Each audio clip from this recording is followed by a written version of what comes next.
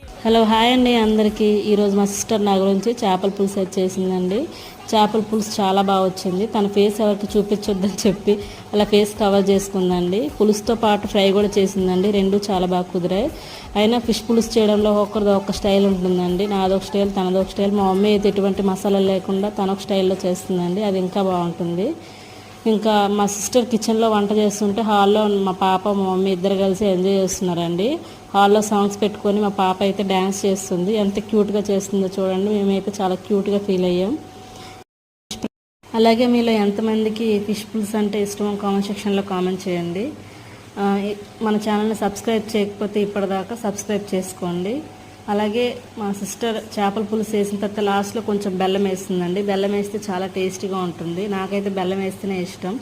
అప్పుడే పులుపు కారం అన్నీ బ్యాలెన్స్ అవుతాయండి. ఇంకా నా పాపకైతే ఫస్ట్ తినిపించాను. తనైతే చాలా బాగుంది అన్నది.